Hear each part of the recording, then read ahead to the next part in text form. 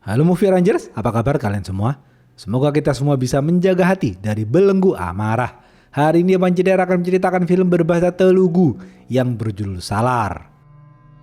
Film ini dibintangi aktor Tollywood Rebel Star Prabhas dan aktor Mollywood Prithviraj Sukumaran. Film ini request dari Ari, Evi Nurkumala, dan kawan-kawan. Oke, langsung aja put your headset on and listen to me.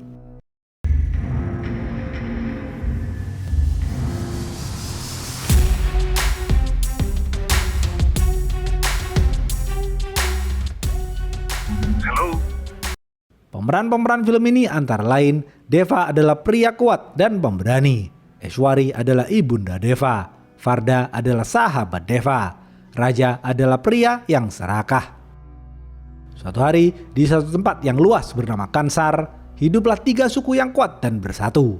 Mereka adalah suku Mannar, suku Surya, dan suku Gani. Masing-masing dari 3 suku itu mempunyai pemimpin dan rakyatnya sendiri.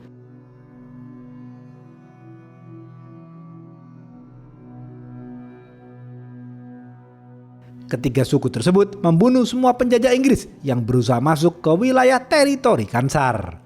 Tahun 1947, India menyatakan kemerdekaannya. Di saat yang bersamaan, ketiga suku di Kansar sepakat menunjuk pemimpin suku Mannar bernama Shiva menjadi presiden Kansar. Shiva kemudian mendatangi pemerintah pusat India dan menghapus peta wilayah Kansar dari peta India. Kansar tidak mau menjadi bagian dari negara India. Tetapi negara India harus patuh pada aturan di negeri Kansar. Dalam waktu singkat, Shiva membuat Kansar menjadi negeri yang kuat dan maju. Siapapun yang mencoba menyerang wilayah Kansar, mereka semua akan ditembak mati di tempat. Shiva menulis buku konstitusi untuk mengatur negeri Kansar. Shiva menetapkan 61 orang sebagai gubernur dan 8 orang sebagai menteri. Masing-masing gubernur dan menteri diberikan sebuah gelang sebagai tanda mereka adalah pemimpin di wilayah tersebut.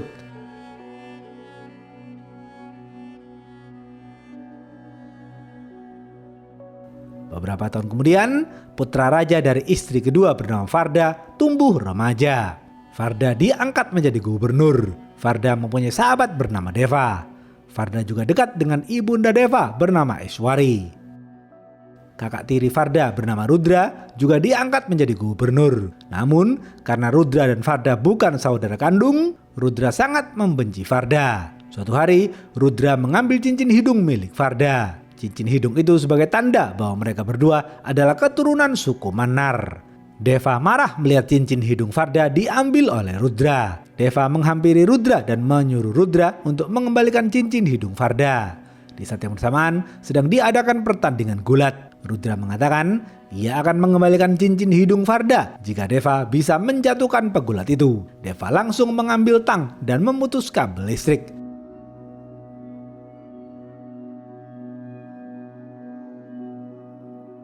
Deva kemudian menantang pegulat itu bertarung.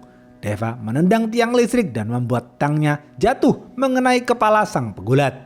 Pegulat itu marah dan berjalan menghampiri Deva. Ketika sang pegulat menyentuh pundak Deva, Deva langsung memegang kabel listrik bertegangan tinggi. Seketika itu, Deva pingsan dan sang pegulat terjatuh.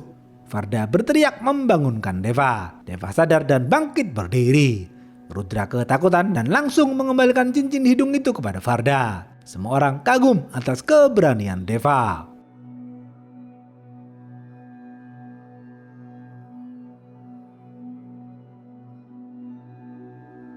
Tak lama kemudian, Shiva meninggal dunia. Sebelum meninggal, ketika suku sepakat, pemuda dari suku Surya bernama Dara ditunjuk sebagai presiden berikutnya. Namun, putra Shiva yang serakah bernama Raja tidak rela jika presiden berikutnya bukan berasal dari suku Mannar. Raja langsung membunuh Dara. Raja memerintahkan pasukannya untuk membunuh semua orang yang berasal dari suku Surya. Para pasukan raja langsung membunuh semua orang yang berasal dari suku Surya. Malam itu, Kansar menjadi lautan darah. Semua orang menjadi gila.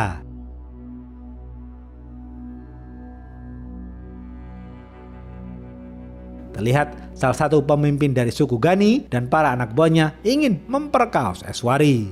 Farda pergi ke rumah Deva untuk menyelamatkan Eswari. Farda bernegosiasi dengan pemimpin suku Gani. Farda memberikan wilayah teritorinya kepada pemimpin suku Gani. Penasehat Farda bernama Baba menasihati Farda agar tidak melakukan hal itu. Namun, demi menyelamatkan ibunda Deva, Farda tetap akan melakukan hal itu. Farda melempar gelangnya kepada salah satu pemimpin Gani dan menyuruh mereka semua pergi. Mereka pun patuh dan menurut saja. Farda lalu menyuruh Deva dan ibundanya untuk mengemasi barang-barang mereka dan pergi dari Kansar. Sebelum pergi, Deva menghampiri Farda dan mengatakan, "Farda, aku akan melakukan apapun untuk dirimu. Kapanpun kau memanggilku, aku akan kembali ke Kansar." Deva menunjukkan loyalitasnya kepada Farda. Deva dan ibundanya kemudian pergi dari Kansar. Sejak itu, Farda menganggap Deva adalah seorang panglima perang. Salah.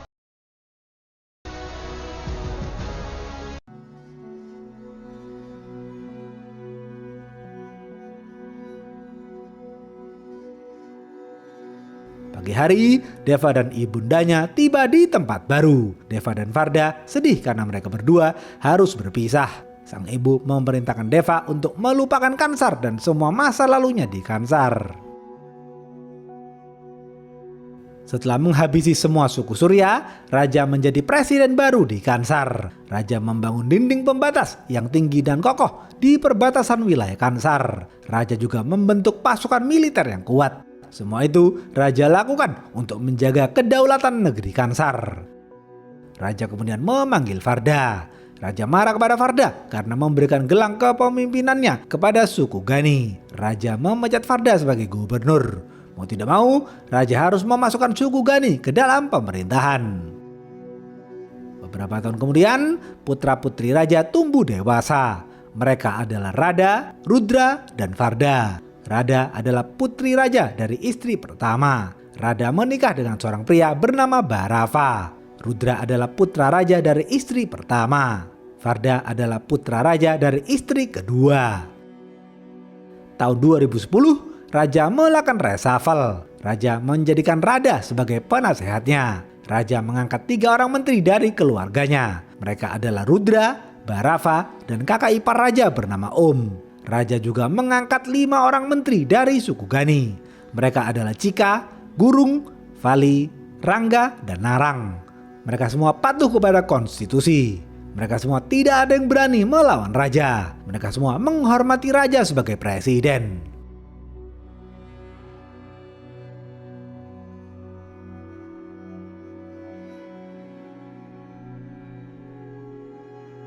Suatu hari, raja memanggil Rada dan Bharava. Raja mendapatkan informasi ada pembelian senjata secara besar-besaran yang berasal dari Kansar. Raja merasa ada pengkhianat yang ingin merebut kekuasaan Kansar. Oleh karena itu, raja akan pergi ke luar negeri untuk mencari informasi lanjutan.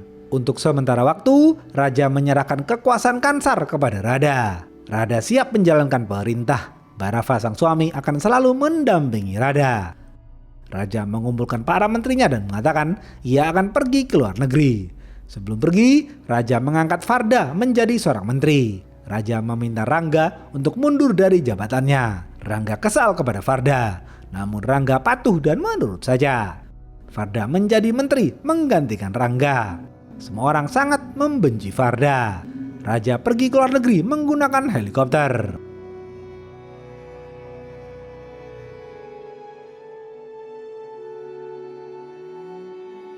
Bharava memprovokasi Rudra dan Rangga dan mengajak mereka berdua untuk membunuh Farda. Karena sama-sama membenci Farda, Bharava, Rudra, dan Rangga sepakat akan membunuh Farda. Bharava memanggil tangan kanannya bernama Tiru untuk menyiapkan pasukan. Rudra dan Rangga juga menyiapkan pasukan mereka masing-masing.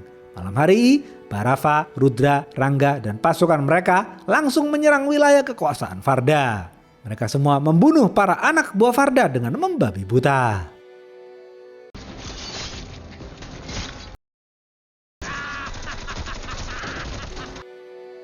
Karena kalah, Farda dan para anak buahnya berlutut di hadapan Rudra. Ketika Rudra hendak mencabut cincin di hidung Farda, tiba-tiba lonceng istana berbunyi, pertanda istana memanggil para menteri. Bharava, Rudra, dan Rangga marah mendengar lonceng itu. Mereka bertiga langsung pergi ke istana. Ternyata Radalah yang membunyikan lonceng itu. Rada membunyikan lonceng itu untuk menghentikan peperangan. Rudra marah kepada Rada. Mereka berdua berdebat. Akhirnya diputuskan berdasarkan konstitusi Kansar, 9 hari ke depan akan diberlakukan voting untuk memilih melakukan gencatan senjata atau melanjutkan peperangan. Selama 9 hari itu tidak boleh ada yang saling menyerang. Bharava, Rudra, dan Rangga sepakat dengan hal itu. Mereka semua kemudian membubarkan diri.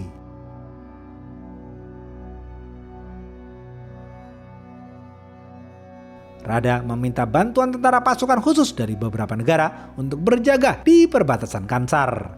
Mereka adalah tentara pasukan khusus dari Austria, Rusia, Afghanistan, dan Sudan Selatan. Para menteri juga memperkuat pasukan mereka masing-masing. Melihat kekuatan militer para menteri, asisten Farda bernama Bilal mendesak Farda agar membentuk pasukan. Besok pagi, Farda dan Bilal pergi dari Kansar menggunakan mobil. Beberapa jam kemudian, mereka tiba di rumah Deva di provinsi Gujarat, India. Terlihat Deva sedang membuat pedang. Farda turun dari mobil dan berjalan menghampiri Deva. Setelah sekian lama tidak bertemu, mereka berdua berpelukan. Aishwari melihat kedatangan Farda. Farda langsung memeluk Aishwari. Farda lalu meminta makan kepada Aishwari. Aishwari menyuapin Farda seperti anaknya sendiri. Setelah makan, Farda dan Deva mengobrol berdua. Farda belum selesai bercerita, Deva sudah tahu Farda sedang membutuhkan bantuan. Deva mengatakan ia akan pergi bersama Farda. Deva meminta izin kepada sang ibu dahulu untuk kembali ke Kansar. Aishwari tidak mau Deva kembali ke Kansar, namun akhirnya Aishwari mengizinkan. Farda, Deva, dan Bilal masuk ke dalam mobil dan kembali ke Kansar. Setelah sekian lama, Deva menginjakkan kakinya kembali di Kansar. Para menteri bingung melihat Farda yang tidak membawa pasukan. Mereka bingung melihat Farda yang hanya membawa Deva seorang.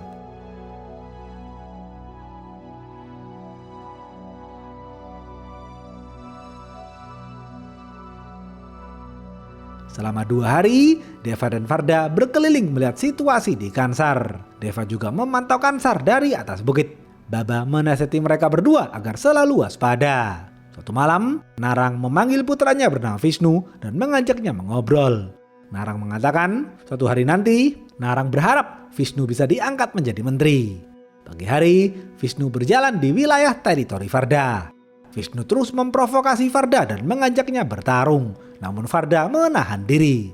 Sebelum voting dilakukan, tidak ada yang boleh bertarung. Deva kesal melihat sikap Vishnu. Deva ingin mengajar Vishnu, namun Farda menyuruh Deva untuk bersabar. Deva pun patuh dan menurut saja. Malam hari, Deva dan Farda berkumpul bersama anak buah Farda. Farda memerintahkan mereka semua untuk menahan diri sampai voting dilakukan.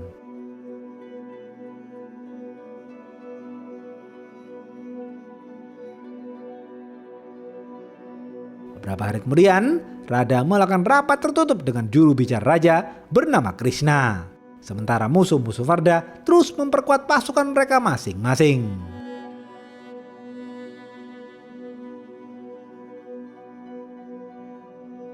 Pagi hari, seperti biasa, Vishnu akan memilih satu orang gadis secara acak untuk menyenangkan dirinya. Terlihat para gadis berkain merah ketakutan dan berlari ke rumah mereka masing-masing. Anak buah Vishnu kemudian memilih satu gadis secara acak dan menunjukkannya kepada Vishnu. Di saat yang bersamaan, secara tidak sengaja, Deva, Farda, dan para anak buahnya melihat Vishnu melakukan kekejaman itu.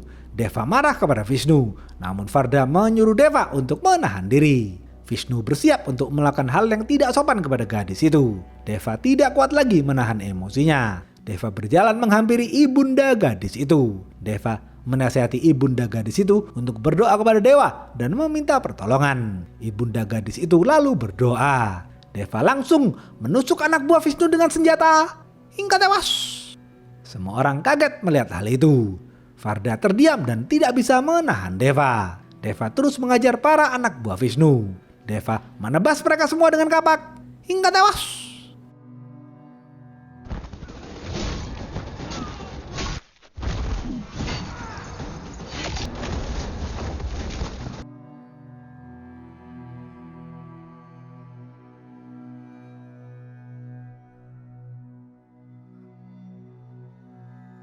Setelah itu, Deva menghajar Vishnu habis-habisan. Para gadis berkain merah terus mendoakan Deva. Deva menyeret Vishnu ke depan patung sang dewa. Para gadis itu memberikan tombak kepada Deva. Deva langsung menusuk Vishnu dengan tombak hingga tewas. Karena melanggar aturan, Deva, Farda, dan para anak buahnya ditangkap dan ditahan. Mendengar kematian putranya, Narang menangis terseduh-seduh. Sementara Bharava senang atas kematian Vishnu karena Bharava menginginkan peperangan. Radha melakukan rapat tertutup dengan Om dan membicarakan hal ini. Narang melakukan kremasi kepada jenazah Vishnu. Radha menghampiri Narang dan mengatakan, "Narang, kau boleh membunuh Deva, tetapi kau tidak boleh membunuh Farda, karena Farda adalah keturunan suku Manar." Radha lalu kembali ke istana. Bharava dan Rudra memprovokasi Narang untuk membunuh Farda. Narang termakan oleh provokasi itu. Narang akan membunuh Farda.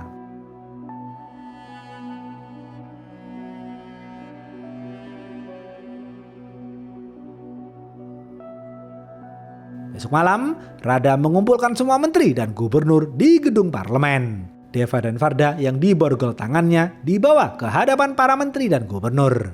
Radha mempersilahkan Narang mengambil pedang dan menebas Deva. Namun Narang mengambil pedang dan berjalan mendekati Farda. Radha marah melihat hal itu. Deva menghadang Narang dan mengatakan dirinya lah yang membunuh Vishnu. Namun Narang tidak peduli. Narang tetap akan membunuh Farda. Farda menyuruh Deva untuk diam saja. Deva memerintahkan Narang agar tidak menyentuh Farda. Narang mendorong Deva hingga terjatuh. Narang menyentuh pundak Farda dan bersiap akan menebas Farda. Farda hanya pasrah dan terdiam. Deva mengambil pedang salah satu tentara dan mentugel tangan Narang hingga ucul. Semua orang kaget melihat hal itu. Radha memerintahkan para tentara untuk menembak Deva, namun para tentara terdiam ketakutan. Deva kemudian mentugel kelapa Narang hingga tewas.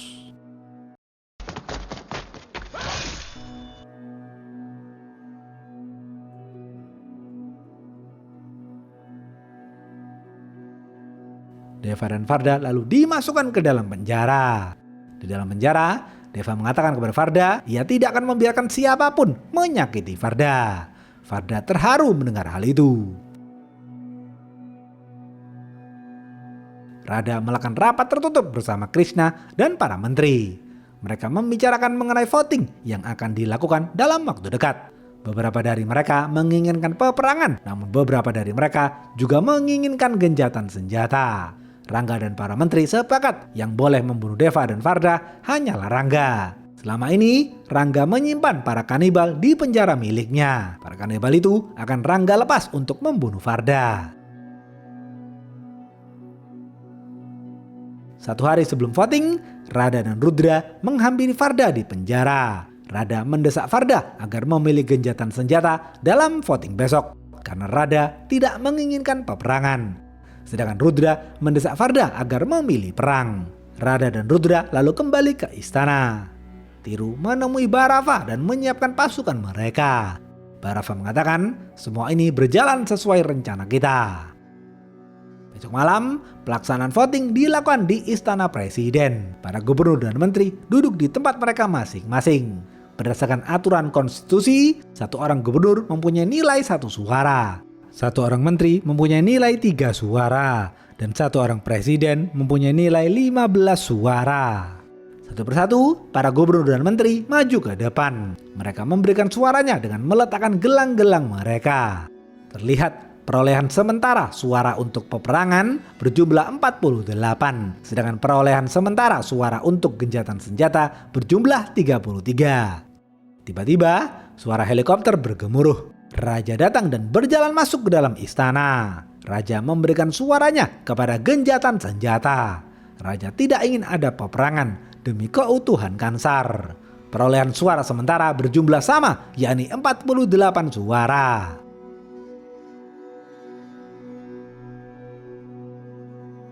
Tinggal Farda seorang yang belum memilih. Farda maju ke depan dan memilih peperangan. Raja dan Radha kesal kepada Farda, sedangkan Rangga senang dengan hal itu. Setelah perhitungan suara selesai, Farda kembali ke dalam penjara. Deva mengatakan, Farda, aku akan selalu berada di sampingmu. Sekarang saatnya kita berburu. Kansar Erupekala. Rudra mempersilahkan Rangga untuk membunuh Farda. Tak lama kemudian, penjara Deva dan Farda dibuka dan peperangan dimulai. Deva berjalan keluar penjara, sedangkan Farda diculik dan dimasukkan ke dalam penjara kanibal milik Rangga. Rangga menghampiri Farda dan mengoleskan darah ke sekujur tubuh Farda. Rangga lalu melepaskan para kanibalnya. Para kanibal itu langsung mengeroyok Farda. Farda menghajar mereka semua hingga tewas. Namun, para kanibal Rangga terus bertambah. Di sisi lain, para gadis berkain merah terus mendoakan Deva. Deva dan anak buah Farda yang lain dikeroyok para anak buah Rangga. Terlihat para anak buah Rangga sedang mengasah pedang mereka untuk membunuh Deva. Deva tetap tenang sembari melepas bajunya. Deva berjalan menghampiri seorang ibu pembuat tato. Deva minta dibuatkan tato di tangannya. Setelah tatonya jadi, Deva langsung menghajar para anak buah Rangga hingga tewas. Deva kemudian masuk ke dalam penjara kanibal milik Rangga. Tubuh Deva yang berlumuran darah membuat para kanibal itu berlari menghampiri Deva. Deva langsung menghajar semua kanibal itu hingga tewas.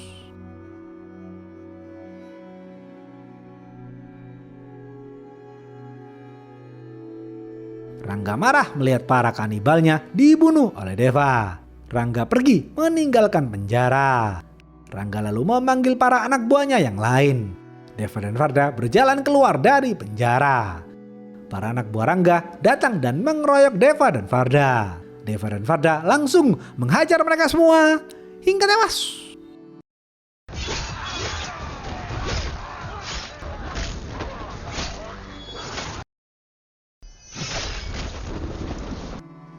Setelah itu, Deva dan Farda berjalan menghampiri Rangga. Tanpa basa-basi, mereka berdua langsung menebas Rangga dengan pedang hingga tewas. Farda mengatakan, "Deva, mulai sekarang aku akan menggunakan tato di tanganmu sebagai simbol kekuatanku."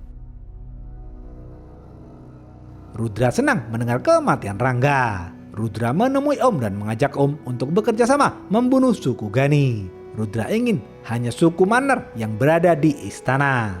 Om setuju dengan hal itu.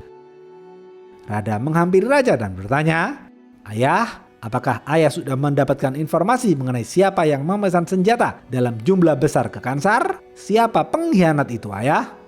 Raja menjawab, "Anakku, semua ini karena dosa ayah yang telah membunuh Dara dan suku Surya. Ternyata selama ini ada beberapa orang dari suku Surya yang masih hidup.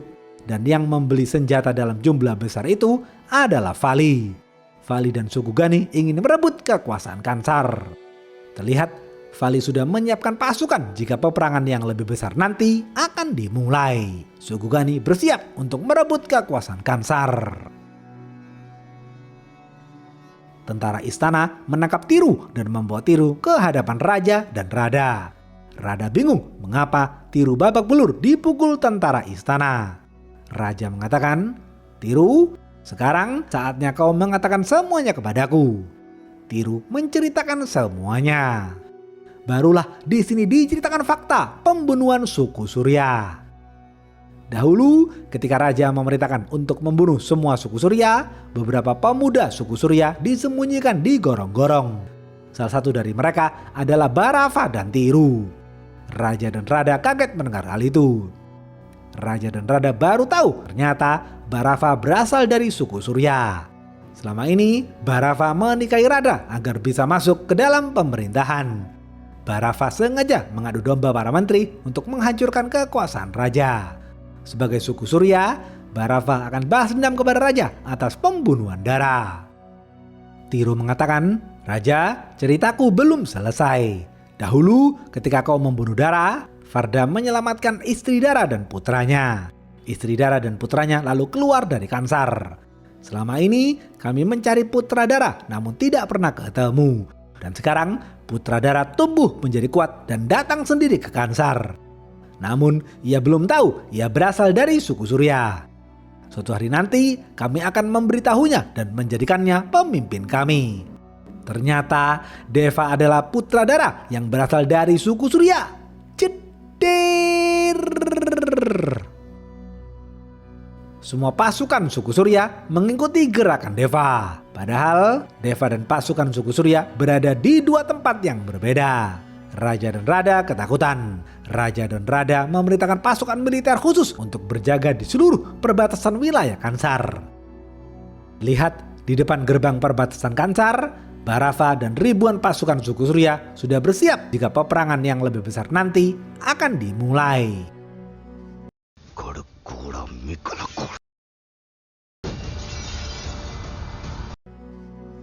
Tubuh Deva berubah menjadi hijau seperti identitas asli suku Surya. Anak buah Farda bertanya kepada Farda, bagaimana jika Deva tahu ia berasal dari suku Surya? Farda hanya terdiam.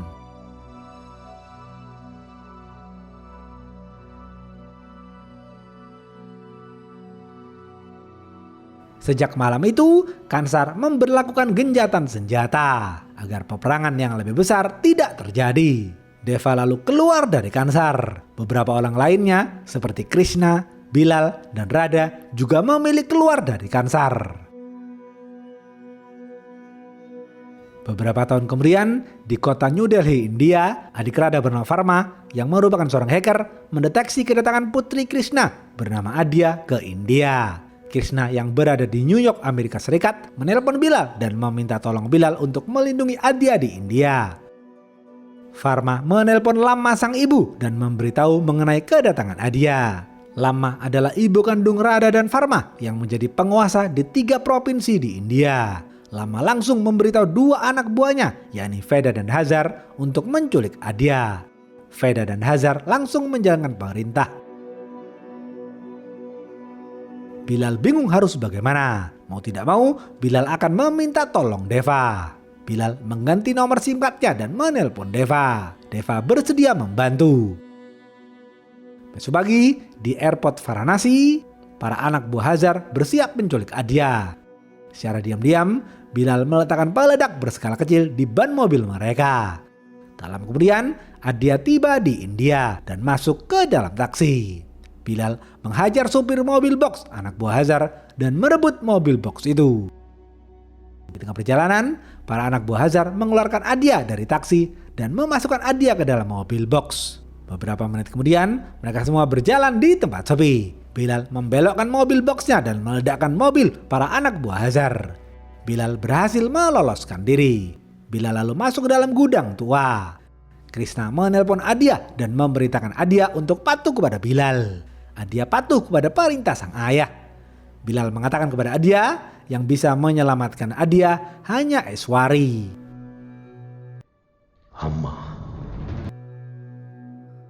Bilal kemudian mengantar Adya ke rumah Deva di provinsi Assam, India. Beberapa jam kemudian, Bilal dan Adya tiba di sana. Bilal memerintahkan Adya untuk menemui Eswari dan melamar pekerjaan. Adya menemui Eswari dan melamar pekerjaan sebagai guru di sekolah Eswari. Eswari menerima Adya. Sekarang Eswari adalah kepala sekolah yang mengumpulkan anak-anak pekerja tambang untuk bersekolah. Eswari ingin anak-anak pekerja tambang mendapatkan pendidikan yang layak. Adya kemudian masuk ke dalam kamar, sedangkan Deva menikmati makan malamnya.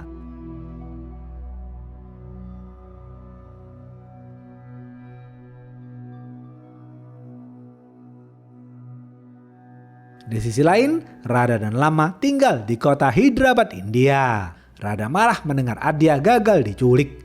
Rada ingin menculik Adya karena Rada mempunyai rencana tersembunyi. Lama sang ibu menyuapin Rada dan menenangkan Rada. Lama berjanji akan menculik Adya. Besok pagi, Varma terus mencari jejak Adya. Varma juga meminta bantuan US Embassy di New Delhi untuk mencari Adya. Veda dan Hazar mengatakan kepada Varma, sebenarnya kita diperintahkan untuk mencari Deva. Selama 7 tahun terakhir, Rada selalu gagal dalam mencari Deva. Varma tidak tahu dan tidak kenal dengan Deva. Di sisi lain, Adya pergi ke sekolah dan mulai mengajar. Adya kagum melihat ketegasan dan kebijaksanaan Eswari. Seperti biasa, Deva dan Bilal bekerja di pertambangan. Selama ini, Deva dikenal pendiam dan tidak pernah marah. Deva tidak pernah bertengkar dengan siapapun. Di sela-sela istirahat, Deva selalu menyempatkan waktu untuk bermain kriket bersama bocil-bocil. Di tengah permainan, Deva rindu akan masa lalunya bersama Farda.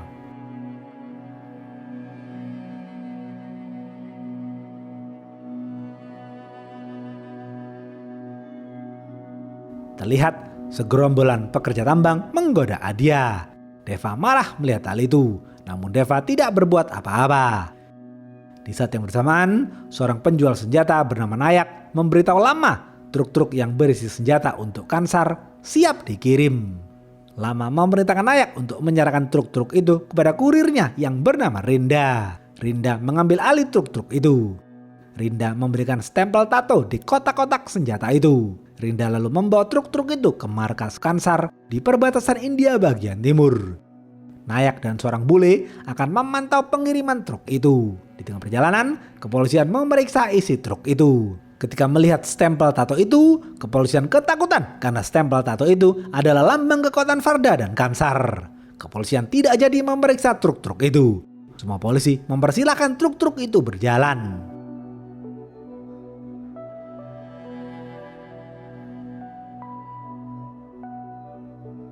Pagi hari, Adya dan Eswari mengajar di sekolah, sementara Deva bekerja di pertambangan. Karena tidak ada yang mengantar makan siang Deva, Eswari memerintahkan Adya untuk mengantar makan siang Deva. Adya patuh dan menurut saja.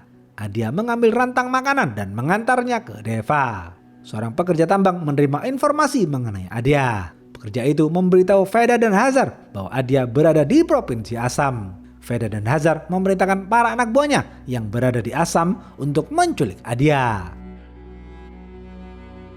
Setibanya di lokasi pertambangan, Adya memberikan makan siang Deva.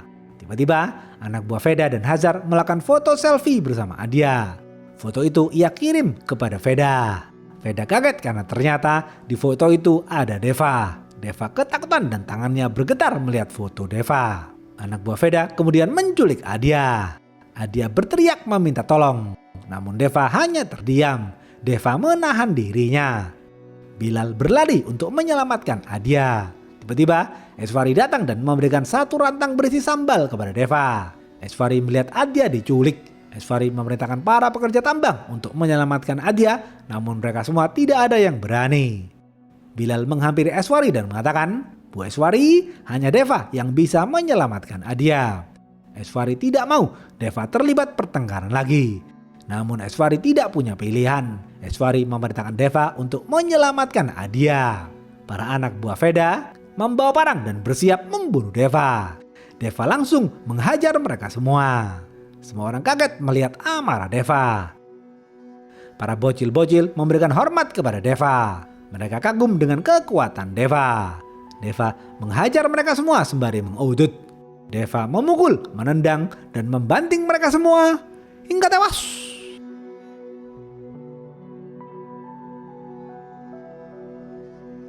Deva berhasil menyelamatkan Adya. Deva dan ibundanya lalu kembali pulang. Karena keberadaan Deva sudah diketahui, Deva dan ibundanya terpaksa berpindah lagi. Selama 7 tahun terakhir, Deva dan Eswari selalu berpindah tempat karena Eswari tidak mau Deva ditemukan.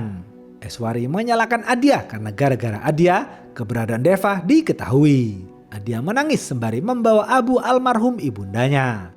Adya mengatakan, Bu Eswari, aku datang ke India bukan untuk mencari masalah.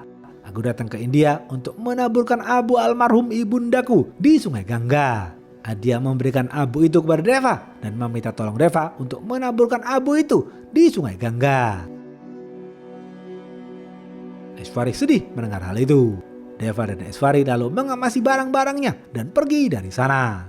Deva dan ibundanya naik mobil jeep dan terus berjalan. Deva fokus melihat ke jalan. Tak lama kemudian, anak buah Veda menculik Adya dan Bilal.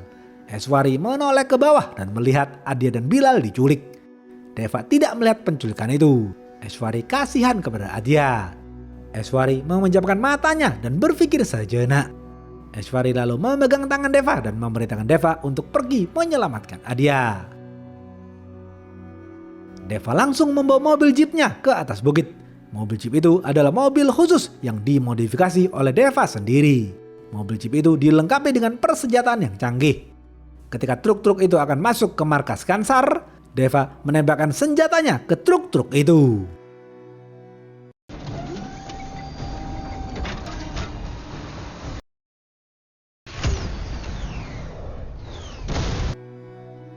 Semua orang kaget karena selama ini tidak ada yang berani menyentuh truk yang diberi stempel tato Varda. Pasukan bersenjata Kansar dan Deva terus baku tembak. Deva berhasil menembaki mereka semua hingga tewas. Deva lalu mengemudikan mobil jeepnya ke depan pintu gerbang markas Kansar. Deva terus menembaki pasukan di pintu gerbang.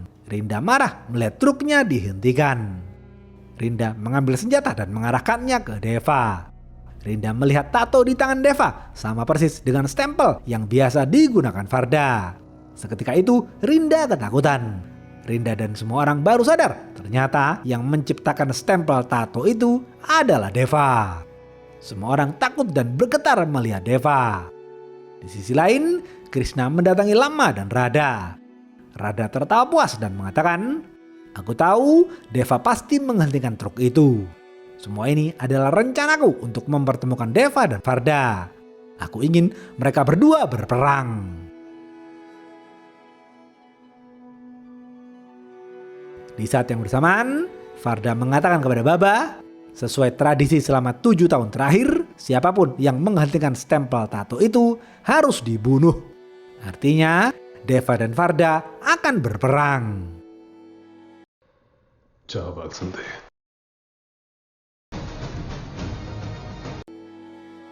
Habis.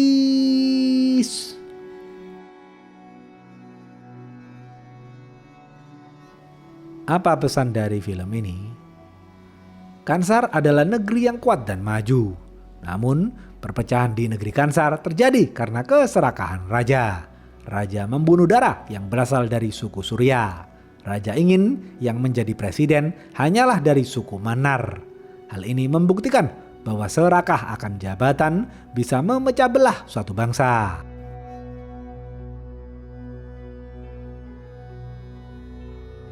Oke, segitu aja video kali ini. Stay watching and see you.